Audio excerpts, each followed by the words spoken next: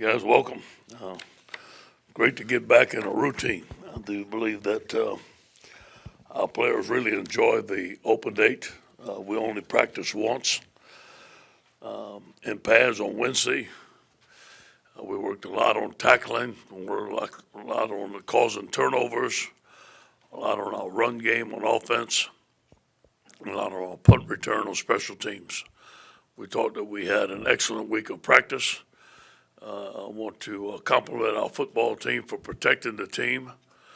Obviously, they went home for the weekend. Everybody's back, ready to go, and my phone didn't ring one time. So that means that everybody's in good shape, and that's much appreciated by the head coach, I promise you. Looking forward to Utah State. We'll get back in the routine. Utah State's offense is a spread offense led by a very, very good quarterback in Jordan Love. One of the top quarterbacks in the country. Has thrown for over 6,000 yards and 40 TDs in his career, averaging 38 points a game. The thing that makes their offense go is the speed of the offense.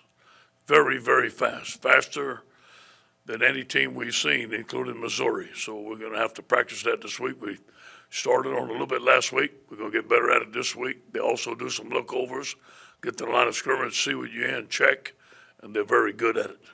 We're expecting a very, very tough challenge from Jordan Love and Gerald Bright, running back, and Meriden, their wide receiver, number 80. On defense, their coach is a defensive guy. Their defensive line is really good. They mix out of a 4-3 and a 3-4 to 6 returning starters.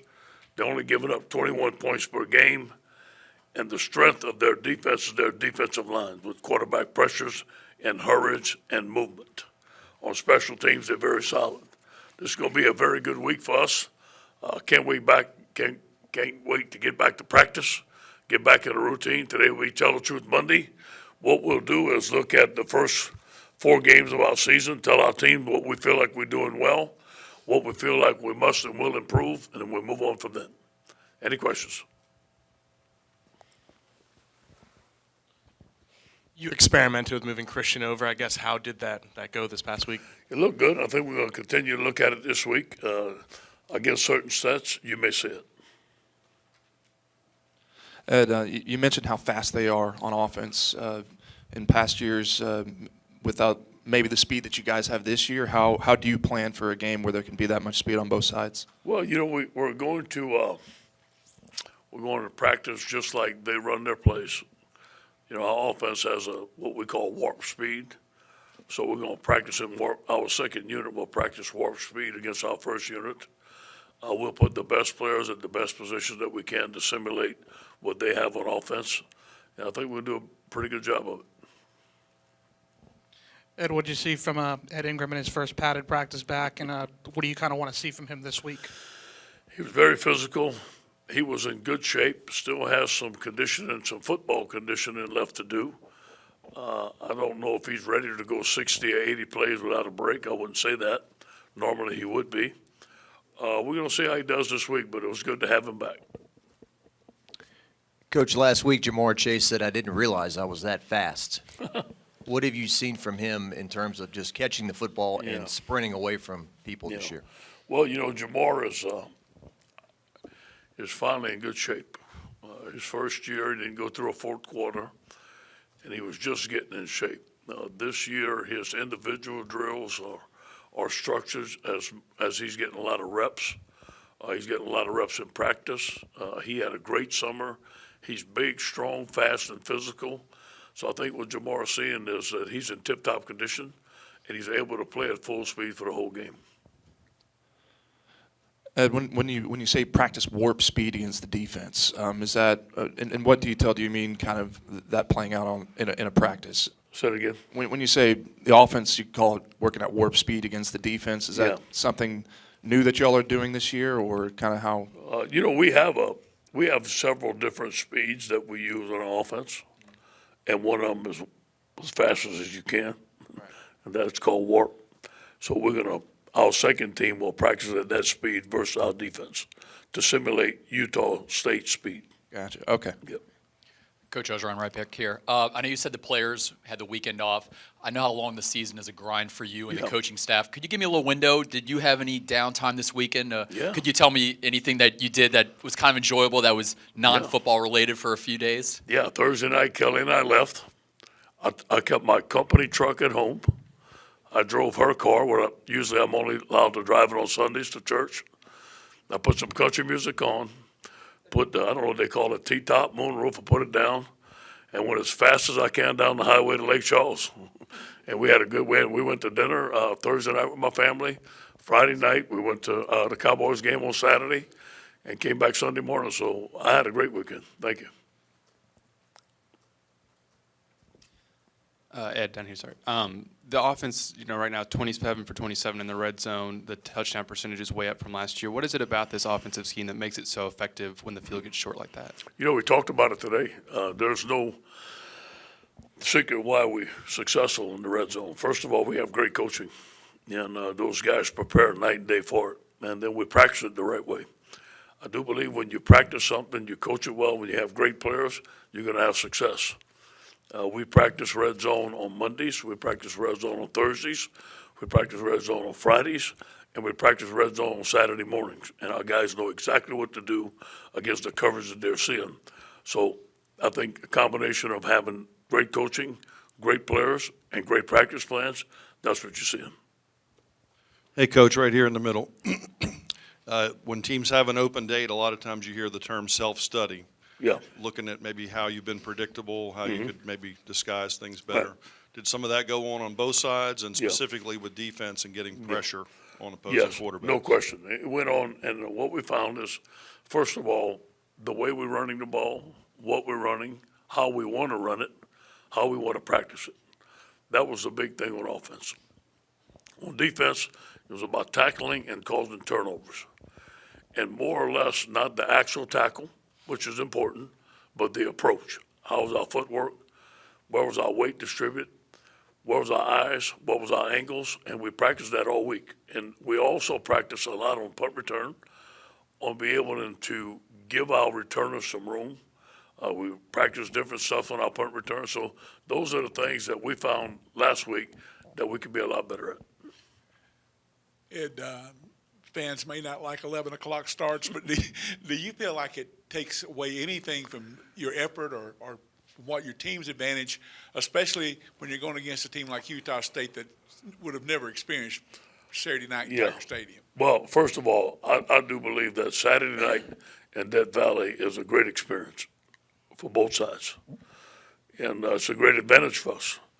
And the more we can play Saturday night in Tiger Stadium, the better off we are. But scheduling is out of our control, so we'll never make an excuse for it.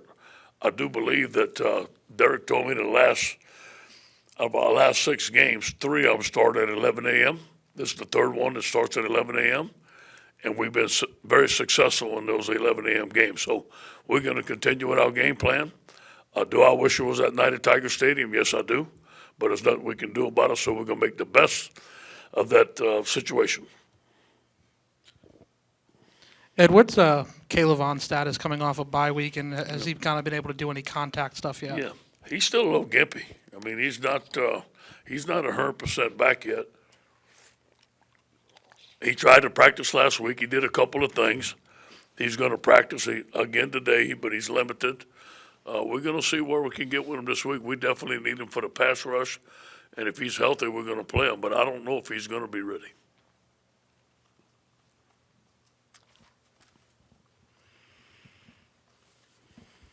Coach, you mentioned Jordan Love a little bit, but just kind of in particular, what are some things that he does really well that could cause problems for you guys on Saturday? Yeah, very smart. Knows where to go with the ball. He's only gotten sacked 3 times this year. Quick release, can avoid pressure, is able to run the zone read.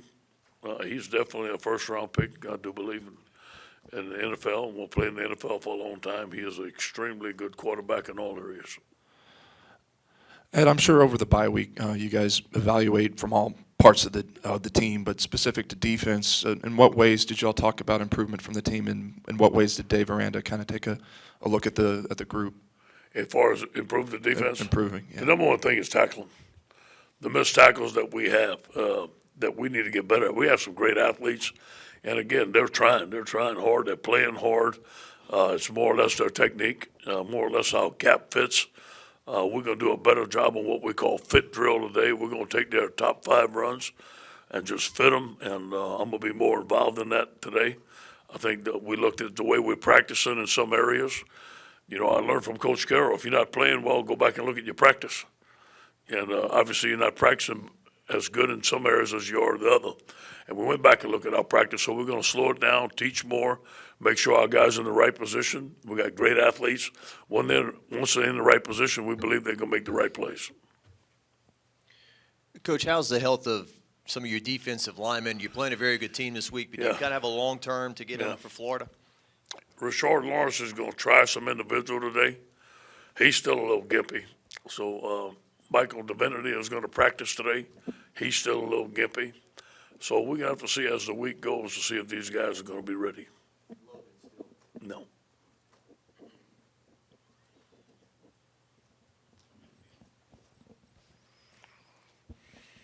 Guess you haven't played some of the SEC defensive fronts you will yet, but I guess just 4 games in, how would you grade the offensive line overall? Very well. I think very well. I think the guys have, like I said, in camp was the most improved unit. Now that we got Ed Ingram back, I do believe we're going to be better. There are some things we need to do, run the ball better. We need to finish better. We have not been challenged in pass protection yet. We may get challenged this week, but I know for later on we're going to get challenged. So we need to get ready. Ed, you know, today with California passing legislation for amateurs to make money off of their likeness and amateurs for that, and I know California being a footprint for you guys in recruiting and things like that, how do you see that influencing, you know, just the state of college football and also from your perspective as a recruiter in a state that does not have such a bill? Yeah, you know, just got to follow the rules, whatever they tell us to do. You know, I believe the players should get as much as they possibly can. Am I for paying the players? No. But I do, if there's a system where we can give these guys what they deserve without getting salaries, maybe cost of attendance like they are today and a little bit more, I'm all for that. But I think it's got to be governed all in the right way, but that's not for me to decide. My job is to coach football, and whatever they tell me to do, I'm going to do.